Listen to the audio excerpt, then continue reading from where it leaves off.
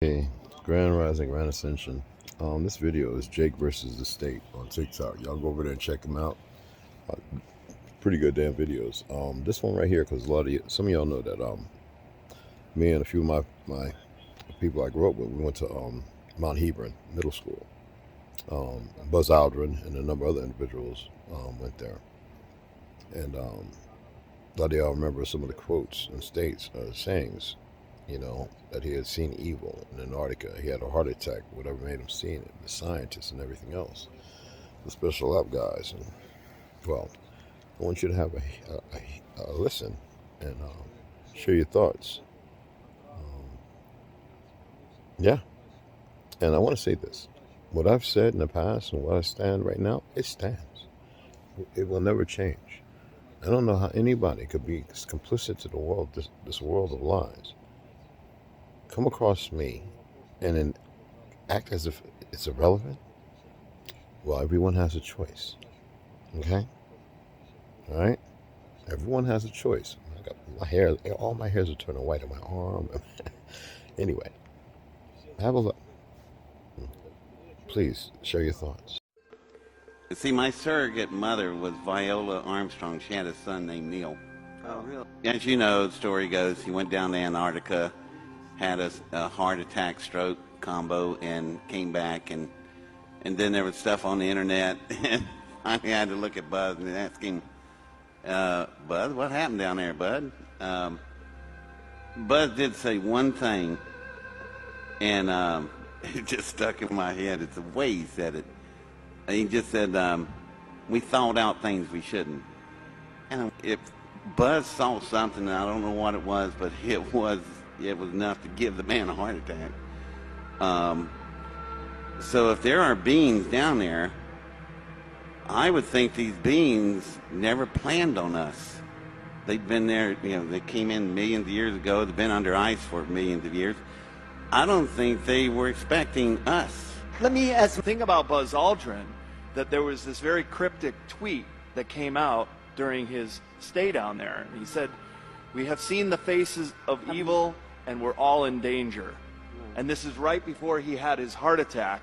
And I can tell you, logistically, to do a medical evacuation from the interior of Antarctica is very difficult and very expensive. So something must have majorly gone wrong. To underscore the fact that when the C-130 crew had dropped them off, they disappeared. And then when they went to try to find them, there was nothing at the National Science Foundation camp at all. Nothing. They were gone. A dozen totally scientists. Gone. And when they did show up, they had been missing for a couple of weeks. And Brian S. and the C-130 flight crew were then sent back. And they were expecting that they would see this group of scientists out to meet their plane, doing this, yelling something. And he said they were lined up like birds on a wire. They were all kind of next to each other, and most of them had their heads down, looking at their feet when the C-130 was pulling up. And that somebody had to go from the flight crew over to the scientists and direct them to get onto the plane. And they talked about how not one single scientist said one word. Most of them walked with their looking down at the ground. Brian said when they got them loaded up, he said to his flight chief, "What in the world? Where have they been?" And the flight chief said, "I don't know. We can't get a word out of them." And during the flight, Brian went and sat down next to one of the scientists, and he said he leaned over and touched the scientist's knee, and the man never looked up.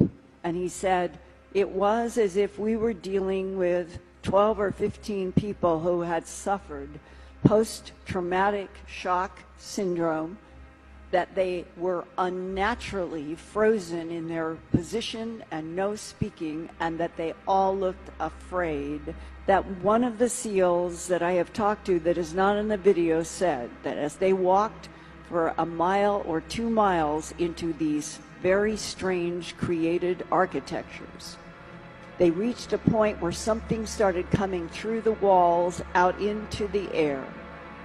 At first, it would go in and out of visibility, and then they realized that their minds were being manipulated.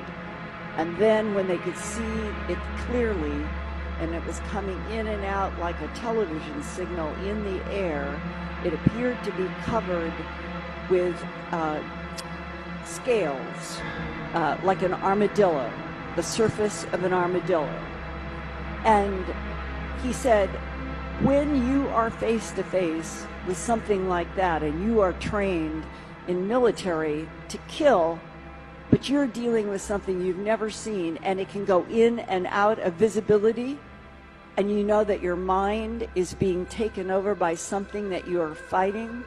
He said that happened in one of those corridors, and that was 2012. There's definitely something in Antarctica. Now, was that interesting?